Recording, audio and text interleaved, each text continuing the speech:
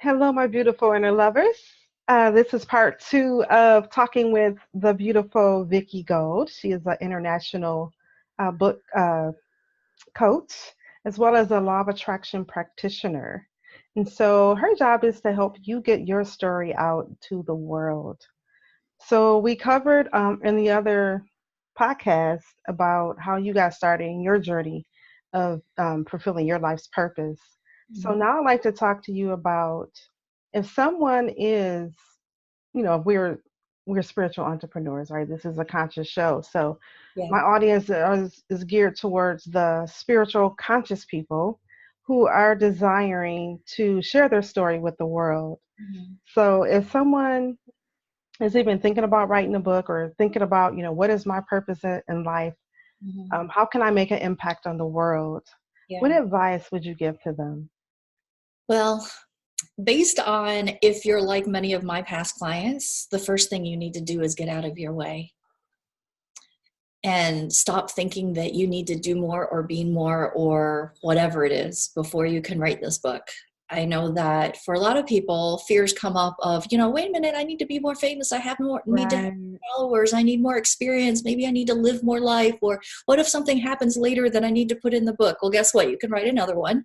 It'll be okay. Absolutely. Absolutely. It's all these what ifs. I even went through that myself, Yeah, being the yeah. author And what before. if I'm not good at writing? And what if it's not meaningful? And what if I get made fun of? And what if the truth of the matter is that everybody's judging everybody every second of every day. Is even people who are the nicest, sweetest people in the world are judging each other. We Like, are.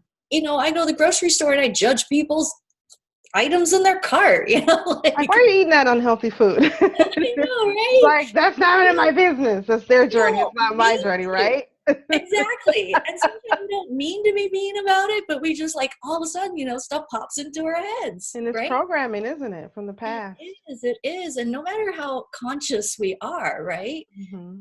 Stuff like that happens. It And does. we have limiting beliefs that, we need to get over. But We don't do. wait because there's people waiting for you. I Hmm. truly believe that people are meant to cross paths. Like Katina, you and I were meant to cross paths. For whatever reason that is, we were meant to cross paths. Absolutely. Whoever's listening today was meant to listen to this recording, whether they happened to you on by accident, whether they heard part one or not, you know, they were meant to hear us for some Absolutely. reason. Absolutely. And I truly believe that's what happens with a book too, Hmm. that there are certain people in the world who you are meant to help. It's part of your purpose and mission in life that you were supposed to cross paths with those people. And they're standing around almost like lost and waiting. If you could, gosh, I'm thinking, and I can't think of like what video game it is, but it's coming to mind where like there's a whole bunch of people going around, they kind of bump and they just like bump into walls and turn around.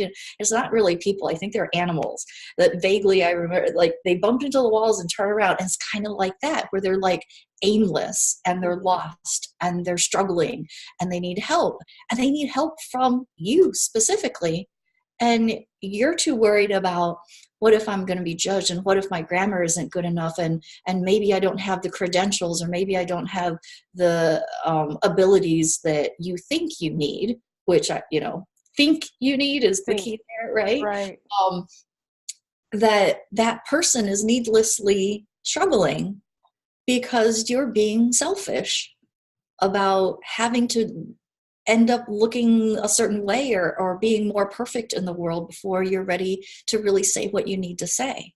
Right. And we are all perfectly prepared right at this moment to help somebody. Absolutely. There's nothing else that you need. That's So absolutely that's the right. first thing, when you're thinking about writing a book, is think more about the person that you really desire to help than your own comfort. I'm Hmm. sure you've heard, the whole thing about, it's on the other side of fear, right? You're Yes. whatever that I butcher quotes and my kids laugh at me. They're like, "Mom, don't lie." You're not by yourself. You're right. And the jokes too. When I retell jokes, they're like, "Mom, you ruined the punchline. I don't know why that's funny." I'm like, "It's hilarious." I'm like, "I told it wrong." But anyways, I think really that that's the first thing, to realize that now is as good as time. right? Mhm. And it's probably Absolutely. late. No matter who you are in the world, you're probably late getting your book out, because we all procrastinate, and I did too. I procrastinated on the first one out of the, fear of, and the I don't have time excuse and all of that stuff. And sadly, those people waited. The And now when self-sabotage that we all go through. exactly. And now I hear the people going, "Oh my gosh, I'm so glad you shared your story. I Yeah. really needed to hear that." And as you get your book out and you hear that, then you realize, oh crap, I did take too long to get this out, because look at all these people who Wow. would have been helped. So that's the first thing. The second thing is you really need to figure out what you want the outcome to be for the book, right? What is it for you? Why? What's Mhm. the big why for you to Mhm. write the book? And what's the transformation, I mean, for the person who's reading the book by the time they're done? Because there's two things about the book. One is that there's a reason to write it for you, Yes. and there's a reason to write it for the Yeah. person who's reading it. Mm. And you have to be very clear on that, because I'm about to quote something again. Mhm. It's okay. It's okay. Oh my gosh, it's like, when you don't know what you're aiming for, you're never going to hit the mark. Or, if you never know where you're going, you're never going to get anywhere. And I totally butchered both of them, but I think you know what I mean, that like there has to be something to aim for. One of the Yeah. things in business that I'm always talking about with my clients is reverse engineer everything. Somebody said to me the other day, she's like, "Oh my gosh, now that I've talked to you, I understand why Mhm. I'm posting certain things on Facebook. I was just posting to post, and I was just sharing things to share. And it was because I just thought I was supposed to share stuff." And I'm like, well, there has to be a reason. Every time you do something in your business, you want a certain outcome, or Yeah. you want an outcome for somebody else. Mhm. So I think you got to reverse engineer those things. And then the third thing is to figure out how you want it to line up with your business. The book is not your end product. It's more of an entry point to Okay. somebody getting to know you. Mhm. Inside the book, you have to put like seeding and marketing pieces. And I'm not talking salesy, sleazy, nasty car salesman types of things, but things in there so that they know, oh, wow, Katina can help me pass this book. This is not all she has. She has an online product. She has a one-on-one coaching. She has a group coaching. She has whatever it is. And I'm raising my hand and self-selecting into, I want a deeper, more expanded understanding of whatever she shared with me in the book, right? And you have to realize and figure out what it is you want them to do at the end of that book. So again, it has something to aim for, and there's a purpose for writing it. Now, there's nothing wrong with writing a vanity book or just wanting to write something, to have it out there, but that's not usually what entrepreneurs want to do. But Mhm. just in case there's somebody out there going, wow, she's really making me wrong for just wanting to write something. There's nothing wrong. There's no reason that's wrong, because that's your reason for wanting to write the book. But as entrepreneurs, I teach people to have a bigger product or service after the book, because book sales are usually fairly low. They're fairly small in terms of royalties. Mhm.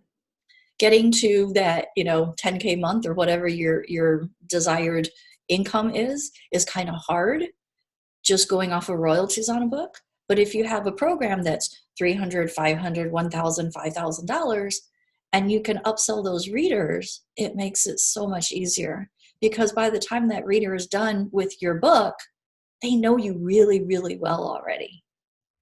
There's Makes a not lot of sense. much, yeah, there's not much more you need to say when Mhm. they go, hey, can I work with you? Yeah.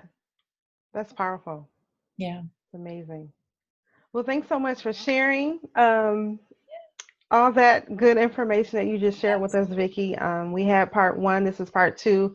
We're going to do one more video. So if this appeals to you, go ahead and watch video number three. But that's it for now. So thanks so much for tuning in to Awakening with Katina Love. And Vicky Gold's website is vickygold.com.